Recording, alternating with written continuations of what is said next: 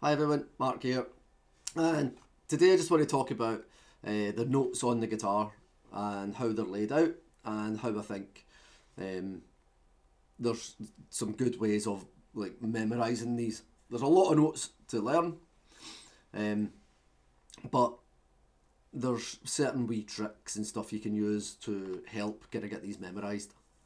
Um, I think because guitar's such a shape-based instrument, people just play off shapes a lot, and then that negates the need to memorise the notes, as opposed to another instrument like the piano or saxophone, where you would have to know the notes that you're playing. But I think to progress to a certain level, where you can converse with other instruments and discuss music theory, I think having a knowledge of what you're playing and just the layout of the instrument just makes things far easier for learning scales and being able to talk to other musicians in their language. Um, so, for anyone that doesn't know, I think the best way to kind of picture the layout of the notes is by picturing how a piano's laid out. So you'll know that the piano's got white keys and black keys.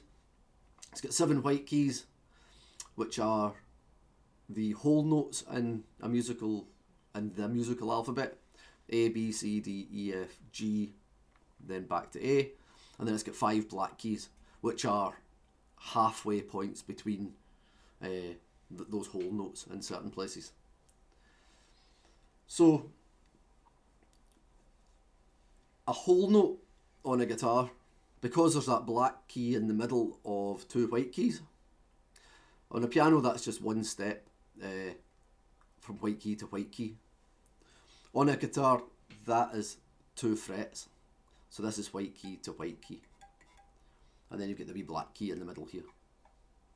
Okay? So 2 frets on a guitar is the whole step. 1 fret on a guitar, 1 fret gap there like this, is a half step. Okay? So that's white key to black key.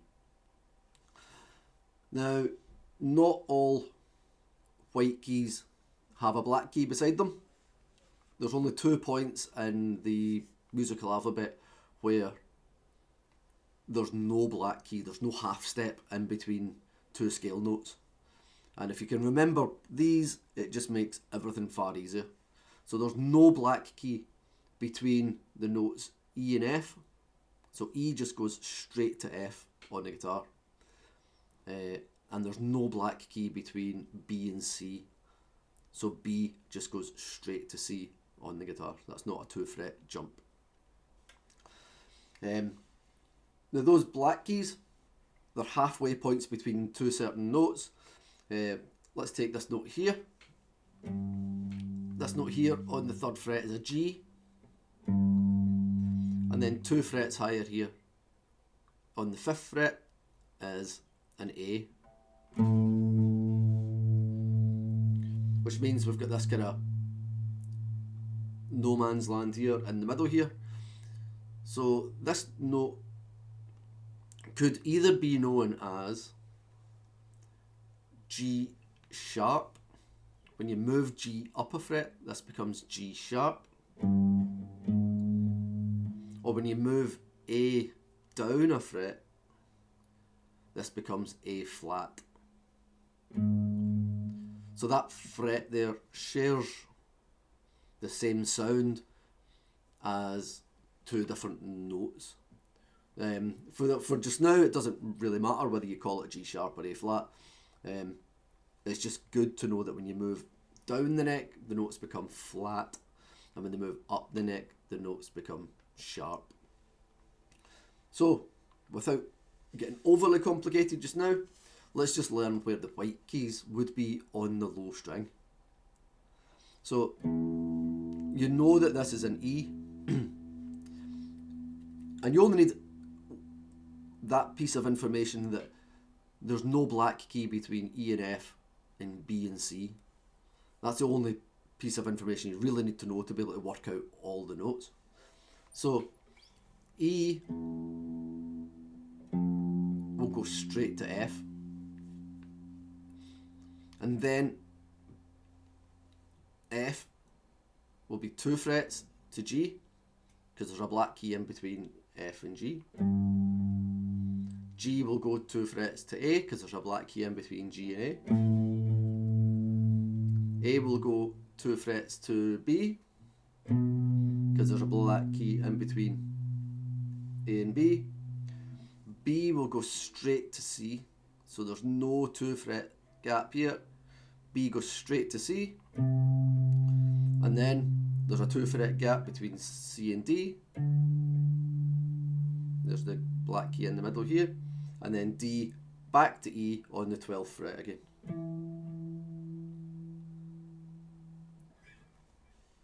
So the main notes, what I would do then is just take the main 3, 5, 7, those 3 frets there, and those 3 spell out the letters G on the 3rd fret, G, A, B, G, A, B, Gab, G, A, B. And then I would use those 3 notes as my springboard to find all the other notes. And what I would do is, once I know where G is,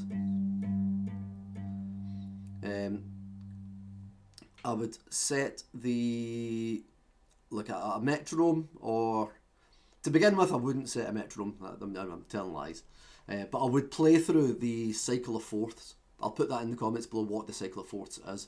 It's just a way of playing through all the note arrangements in every single key, whether you use chords or arpeggios. It doesn't really matter. It's just a cycle of notes that covers all of the notes. So if I played through the cycle of fourths just now, I'd try and find that just on this one string. So I would go from G, and then I know the next note in the cycle is going to be 4 notes away, so that would be C. So I know where B is, and then I know that C is just straight up from B. The next note would be F. I know where G is, so F is back to here. The next note would be B flat, so I know where my B is, G, A, B. B flat, so I'm taking my B, flattening it down a fret, moving it down a fret. Then the next note would be E flat, so my E is way up here on the 12th fret. I know where C is, C 2 frets up, D 2 frets up, E, and then flat down, flatten, move down a fret. There's my E flat. Next note is A flat. So again, just using those 3, 5, 7. A is on the 5th, so A flat must be on the 4th. The next one is D flat. So knowing that C is on the 8th, next to my B, D's must be on the 10th, then D flat will be on the 9th. The next one would be G flat, so I know where G is on the 3rd, so G flat will be on the 2nd. Then it's B, so I know where B is, that's on the 7th. Then E, 12, A, so way down here on the 5th, I know where that is already. Then D, and then you're back to G again. So that cycle takes you through all 12 notes, and you'll arrive back at where you started. The next thing, what I would do is, I would find that on, I would use that knowledge then to find the notes on all 6 of the strings. So there's your A string, and again you know that there's 2 frets between all the notes except E and F and B and C. So A, 2 frets, there's your B, 1 fret up to C, 2 frets up to D, 2 frets up to E. Now we're on E, so it must be 1 fret to the F, 2 frets to G, and then 2 frets to A. So we're always just trying to find the white keys, and then then we'll put the 3, 5, 7 again. We'll use these three. So this will be C, D, E, and we'll use those as a springboard to find all the other notes. So if I know this is C, B must be behind, C sharp will be in front. If I know where D is, D flat must be behind. There's E there at the 7th, E flat's behind. If that's F on the 8th, G must be on the 10th. So I'm just trying to use wee snippets of information to put in wee kind of signposts. So that bottom string is G, A, B. And then the next string underneath is C, D, E. So that's almost a full scale. G, A, B, C, D, E. And then you can start kind of using both of those strings together. You know there's a C on this low string, but you also know there's a C on this string here. So once you've done the cycle of fourths on this low string, do the cycle of fourths again on the A string. C, F,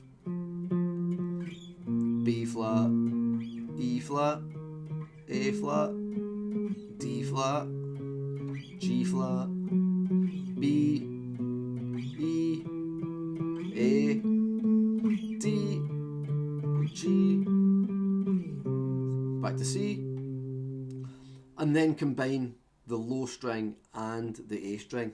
C, C, F, F, B flat, B flat, E flat, E flat, A flat, A flat, D flat, D flat, G flat, G flat, B, B, E, E, A, A, D, D, G, G, C.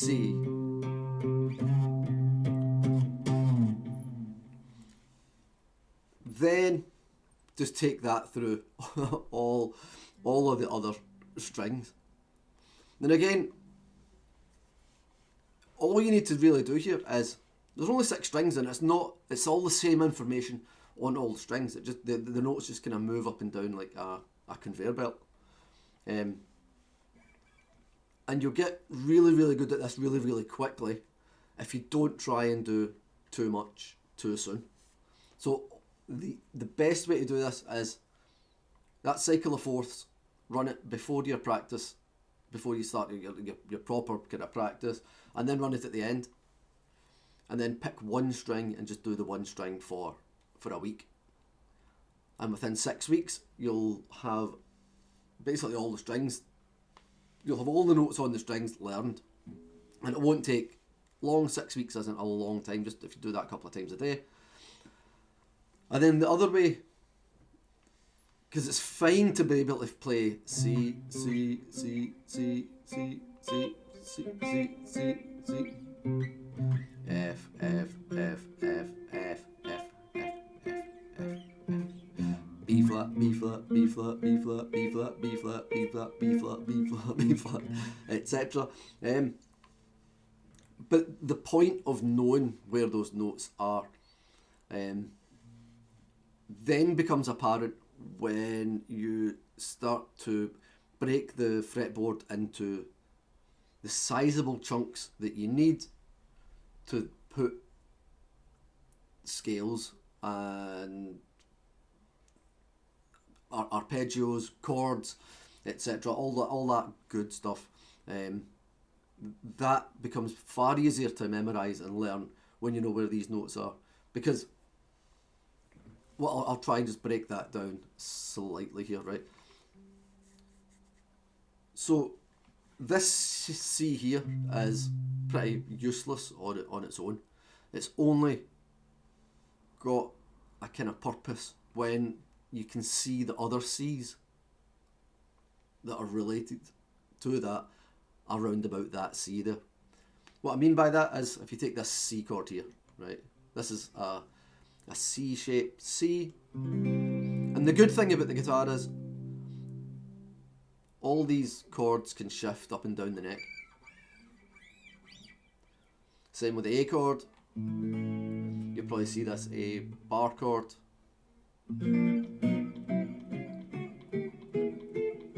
That moves up and down.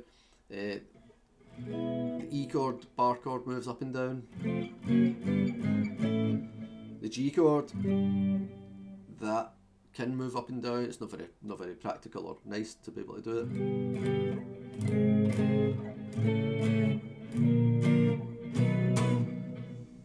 But you need to know where the root notes are and the chords that spell out the word caged. So you need to know where the roots are in a C chord, an A chord, a G chord, an E chord and a D chord. You need to know where those roots are in each of those chords. And I'll explain why in 30 seconds. So in a C chord, you have two places where a C note is. You've got one here on the 3rd fret A string, and you've got one here on the 1st fret B string. So just that wee shape of, just that distance of where those two C notes are is now spread over like 4 strings and is not as exercisey as having to play through each C to find where that C is. Now you can see, no pun intended, now you can visualise a chord shape and see 2 root notes like that. So if you do the cycle of fourths playing like this now, C, C, F, F, B flat, B flat, E flat, A flat. So I'm chasing the root notes on the A string, and I'm just putting this, I'm visualising a C chord just moving about the neck. So there's my A flat, and then what would be next? D flat, G flat, B, E, A, D, G, and then back to C again.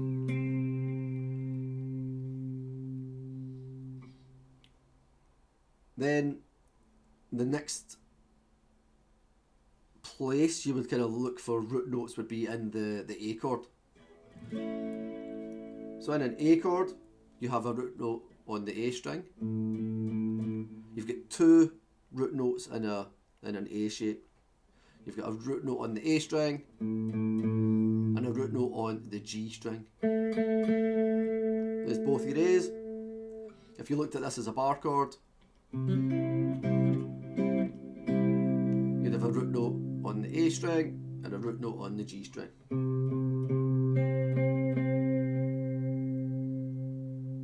And again, that's just the same as this C here. This top note's now in the G string. So I can visualise this type of chord shape, but only playing the root notes. C, F, B flat, E flat, A flat, D flat, G flat, B, E, A, D, G, and then back to C again. There you go. So that's visualising this type of chord shape. Then the next shape would be this big E shape here. It says a C chord at the 8th fret here. Now in your E shape you have 3 root notes because you've got 2 E strings, so whatever happens on the low E string happens on the high E string. So you've got a root note here on the E, low E string at the 8th fret. get a root note on the D string, and then a root note on the high E string.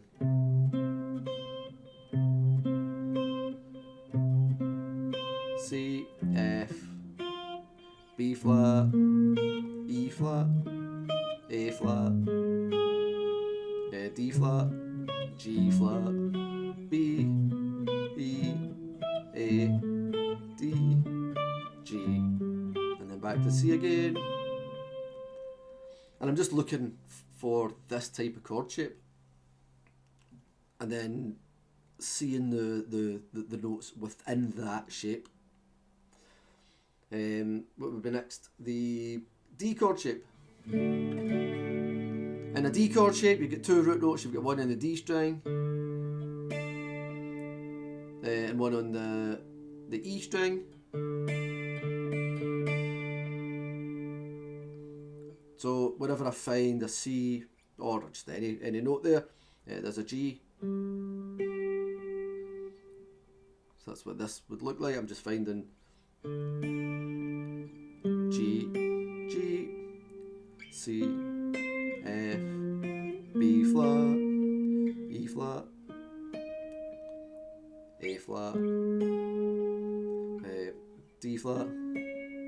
So I won't go through them all like that, but it's the same idea. I'm chasing this chord shape around and just visualising where those root notes would be within an imaginary chord shape. I don't think we've done the G shape yet. So in a G chord, the G shape and the E shape are the only chords with three root notes in them. So in a G chord, your root note is going to be on the G, on the low E string, on the G string, which is kind of 3 frets back on the G, and then the high E string. So in a C chord, that's what that would look like. 8th fret on the low string, 5th fret on the G string. So that's quite a big jump there, but it's good to be able to visualise how far away that note actually is. C, F, B flat, E flat, A flat, D flat, G flat. So I'm trying to keep them all on the fretboard, so you see I'm going up a wee bit higher to get that G flat note. B, E, A, D, G, and then back to C again. And then once you can see them as chord shapes like that, it just makes what happens between each of those root notes make a lot more sense. So between this C and this C, that's where you can put an arpeggio, going from one C to another C, or a major scale, going from that C to that C, or from that C to that C, or from this C here to this C. That's going from this to this, or from this C to this C. Well, there's a C on now here on the D string, so you know where that other C on the B string is going to be.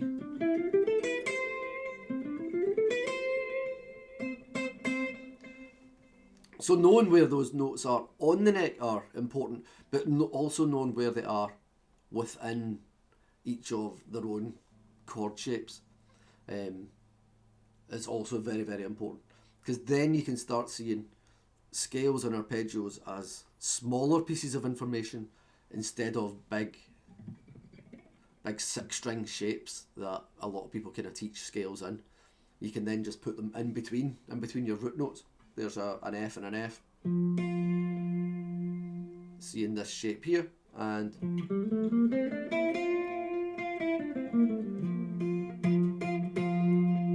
if you see the two octaves, if you see the two root places, then you can just fill up that wee gap between those with a bunch of notes, which we'll cover in another video.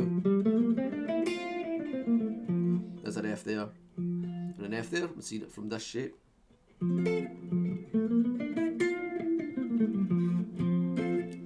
So if you can see the shape, you can see the root notes, and then you can add stuff to tie up those two root notes together. Anyway, I hope that kind of makes a bit of sense. I would take, just to recap, I would learn where all the white keys are in piano on your guitar, all the whole notes, A, B, C, D, E, F, G. Use them as stepping stones to then find out where the flat notes or the sharp notes are. Do that string at a time, one string a week, and then once you're familiar with exactly what the notes are, then tie up like 2 or 3 notes together in the chord shapes. So you can see the root notes within an imaginary chord shape. And once you can do that and tie them all together, C, C, C, C, C, C, C, C, C, C, C, C, C, C note. So all of those are C notes there, but I was seeing the shapes that were playing through: the C shape, the A shape, the G shape, the E shape, and the D shape. And once you can do that, that is a very, very good place to be with note knowledge and having a thorough understanding of where the notes are. Then we can start tying up those root notes with anything else: scales, arpeggios, chords, anything you like. So I'm going to leave you with that now, and I hope it answers some questions. If it's a bit too confusing, then give me a shout and I'll try and break it down a wee bit more for you. But I'll leave you with that. So have a nice night, and I'll speak to you soon. Bye now.